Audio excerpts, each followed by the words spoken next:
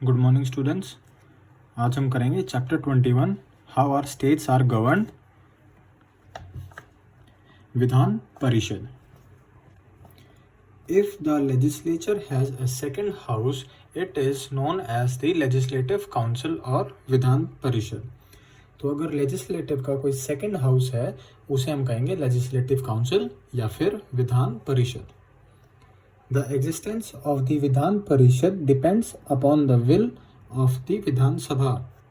तो विधान परिषद का होना या ना होना ये विधान सभा के ऊपर है। Only 5 states in India have a second house। तो इंडिया में सिर्फ 5 ही स्टेट्स हैं जिनके पास सेकेंड हाउस है। The maximum numbers the Vidhan परिषद can have 1/3 of the membership of Vidhan Sabha. तो जो मैक्सिमम मेंबर्स है जो विधान परिषद में हो सकते हैं वो कैन हैव 1/3 ऑफ मेंबरशिप। तो 1/3 मेंबरशिप होगी विधानसभा की। It can not have less than 40 members unless approved by an act of parliament. तो इनके पास 40 से कम मेंबर्स नहीं होंगे जब तक कि पार्लियामेंट का कोई एक्ट अप्रूव इसे नहीं करता।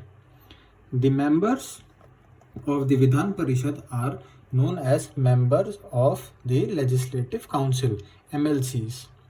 तो जो विधान परिषद के जो मेंबर्स हैं उन्हें हम कहते हैं members of the legislative council या फिर MLCs।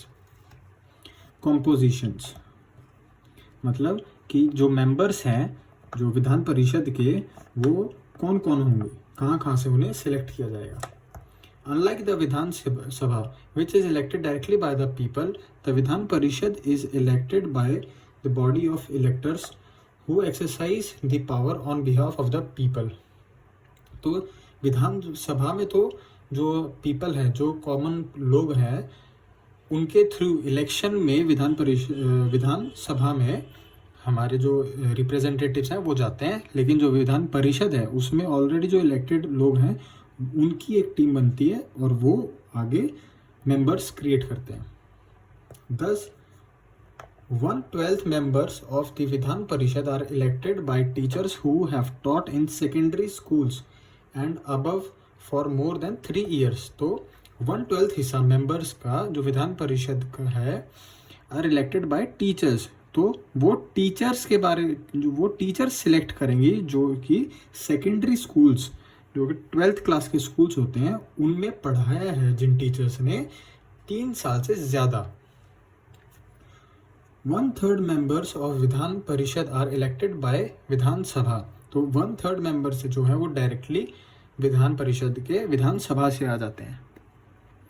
1/3 members of the Vidhan Parishad are elected by the members of the local bodies in the state.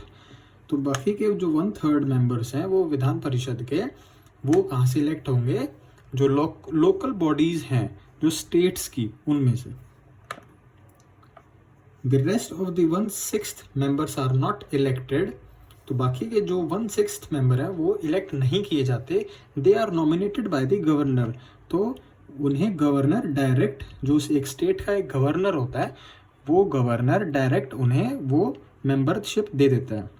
They must have distinguished themselves in the field of art, literature, science, social services और the cooperative movement। तो वो कुछ ऐसे लोग होते हैं जो कि एक स्टेट को किसी चीज़ में रिप्रेजेंट करते हो या फिर अपने वो कुछ अलग लोग हों, कुछ खास लोग होते हैं, जैसे कि कोई आर्टिस्ट है या फिर कोई लिटरेचर, कोई साइंस में है या सोशल सर्विस करता है। 1/12 members of the Vidhan Parishad are elected by graduates of 3 years standing. तो 1/12 मेंबर्स विधान परिषद के वो इलेक्ट किए जाएंगे, वो चुने जाएंगे जो ग्रेजुएट्स हैं 3rd years के, जो 3rd year स्टैंडिंग में है। Functions of the state legislature, making laws. Functions जो स्टेट लेजिस्लेचर जो काम करती है, जो फंक्शंस है। मेकिंग लॉज कानून बनाना। A state legislature makes laws that apply only to the state concerned। तो जो स्टेट लेजिस्लेचर है वो वही कानून बनाए, जो कानून बनाएगी वो लॉ सिर्फ उसी स्टेट में लागू होगा। There are laws on subjects that have to be dealt with according to the special needs of the state concern. तो जो ये लॉज हैं ये कुछ सब्जेक्ट्स पे कुछ स्पेशल एरियाज के लिए बनते हैं, कुछ have to be dealt with according to the special needs. तो जो नीड होगी स्टेट की, जो जिस तरह की ज़रूरत होगी स्टेट को, उस तरह के लॉज बनाए जाते हैं। These subjects including agriculture, land revenue, public health, law and order, police etcetera. तो ये जो सब्जेक्ट्स होंगे वो एग्रीकल्चर पे लॉ बन सकता है, लैंड रेवेन्यू पे बन सकता है, पब्लिक हेल्थ पे, लॉ एंड ऑर्डर, या फिर पुलिस के बारे में, या फिर कुछ और।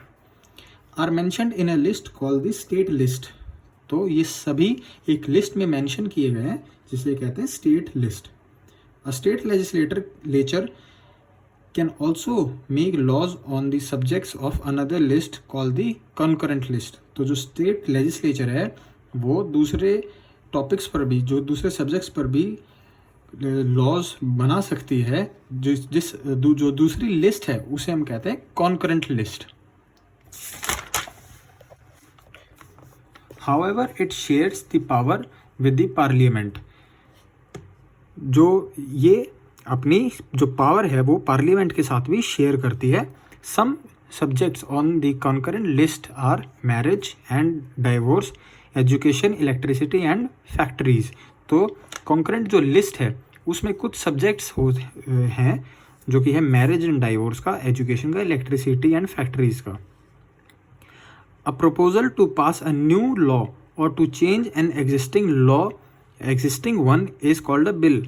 तो जो कि एक प्रपोजल डालते हैं, एक प्रपोजल है कि जो कोई नया कानून बनाना है या फिर जो ऑलरेडी है उसको चेंज करना है, तो उसे हम कहते हैं bill. A bill introduced in any house of the legislature is discussed and debated in 3 stages.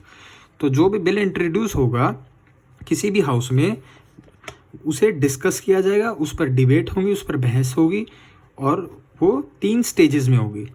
Then it is put to vote. तो फिर उस पर वोट होगी। If the majority of the members present vote for the bill, it is sent to the other house. तो अगर majority उसके favour में होगी बिल के, तो उसे दूसरे हाउस में भेज दिया जाता है। There it goes through the similar process. फिर से वहाँ पर वही सिमिलर प्रोसेस होता है कि वहाँ पर भी बहस होगी और फिर वोट होगी। A bill passed by both the houses is sent to the governor for his consent. तो जब बिल पास कर दिया जाएगा दोनों हाउसेस से, वो जो स्टेट का गवर्नर है उसके पास भेज दिया जाएगा उसकी परमिशन के लिए, उसके कंसेंट के लिए। In a unicameral legislature a bill passed by the legislative assembly is sent directly to the governor. तो जो यूनिकैमरल लेजिस्लेचर है उसमें जो लेजिस्लेटिव असेंबली जो बिल पास करेगी वो डायरेक्टली गवर्नर को भेज दिया जाता है। When the governor signs the bill, it becomes a law. तो जब गवर्नर उस बिल पर साइन कर देता है तब उसे हम एक लॉ कंसिडर कर सकते हैं, एक कानून बन सकता है, वो बन जाता है। Before signing a bill the governor can return it to legislature with suggestions. तो साइन करने से पहले गवर्नर जो है उस बिल को वापस भेज सकता है लेजिस्लेचर के पास कुछ सजेशंस के साथ। सजेशंस माने जो चेंजेस, उसमें अगर जो कुछ चेंजेस करने हो उसके लिए सजेस्ट करता है governor. The legislature may or may not accept the suggestions before sending the back bill for the governor signature. तो लेजिस्लेचर में ये ज़रूरी नहीं है कि जो सजेशंस गवर्नर देगा उसे एक्सेप्ट ही किया जाएगा। उस जो बिल वापस आएगा उसे डायरेक्टली वैसा का वैसा ही वापस गवर्नर के पास भी भेज दिया जाता है उसके सिग्नेचर के लिए। This time the governor has to sign it.